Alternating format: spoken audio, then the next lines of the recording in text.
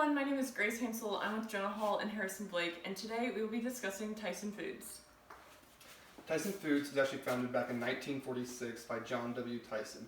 He was in Fayetteville, Arkansas, where he found chickens to be very scarce, so he actually flew them in to provide not only the chickens, their transportation, also the feed for them in an area where they're otherwise hard to come by, and actually grew Tyson Foods to the company that we know today. Tyson's mission is to feed the world with the largest growing protein brands.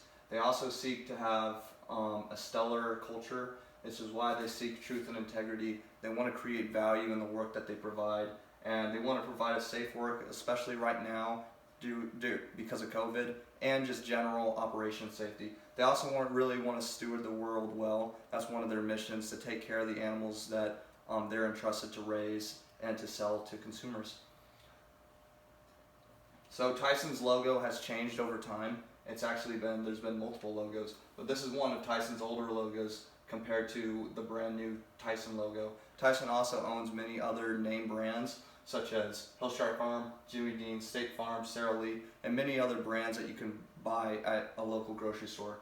Tyson's vision statement, all that they try and do is through their investments. So they invest in new complexes so that they can complete their mission of feeding the world. They really want to create new complexes so they can branch out and expand and have more chickens and raise more cattle. They're also really seek after health and safety in their warehouses and in their facilities, just to protect their employees and the animals. And they're also seeking to be innovative in new proteins, general welfare, protecting the animals and people, and enabling technology so that they can get the job done efficiently.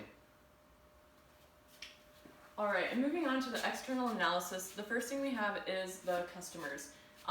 These customers, it's really just the grocery store, retailers, wholesalers, restaurants, things like that, and as well as international sales. Competitors, this really falls under any category that is a business that sells meat or is in the meat industry. So a couple of those are Hormel Foods, Pilgrims, Pinnacle Foods, and things like that. The suppliers of Tyson are usually independent contractors and independent farmers who supply them with their chickens, their cattle, so for their beef, and pigs for their pork. And the labor market, Tyson currently has about 139,000 workers, and they are very conscious about labor safety and things like that as well. Technology, there is a lot of innovative technology that is within Tyson. One example of this is water cutting for Chick-fil-A. They have high pressured water that cuts their chickens. And then for natural, they are very much on the greener planet side of things. They are focusing on using more greenhouse gases instead of fossil fuels to make their products. Sociocultural, this comes down to diversity in the workplace. They have a very diverse workforce, and that is something that they are very proud of. In terms of economic, this just falls under their sales. Right now they're sitting at a revenue of $43.2 billion, and their international sales are $6 billion. Legal and political, this has a lot to do with PETA and work claims that are made against the cruelty of animals that Tyson deals with. And then international, again, this is just the sales and the places that Tyson sells their products to. So looking at the SWOT, obviously there's a lot going on here. For strengths, one main thing is that they just have a very diverse protein profile. So this is chickens, cattle, and pork. And so this is just all the different kinds of products they have.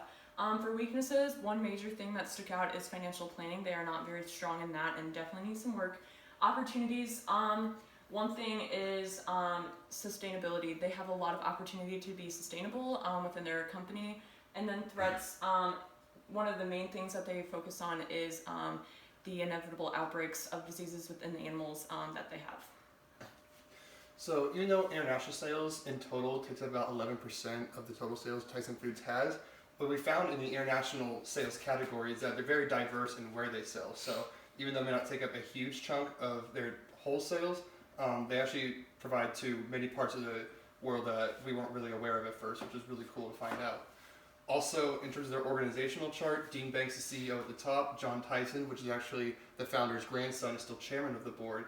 They have many different branches in their company where they can, as they as we said earlier, they like to emphasize their diversity, and whether it's HR, technology, poultry, anything, they like to make sure they emphasize every part of their company so they can effectively produce and for the world.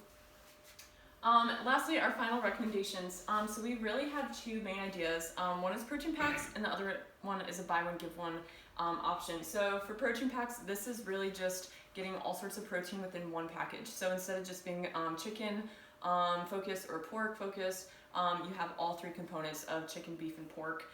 Really emphasizing getting all the components of protein there. And then for our buy one give one option, we thought that this would be a really innovative and creative idea to integrate Tyson within communities.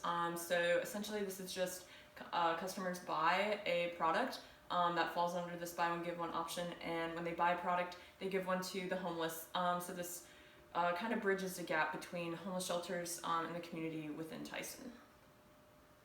Thank you guys so much. Thank Hope you you. consider these ideas.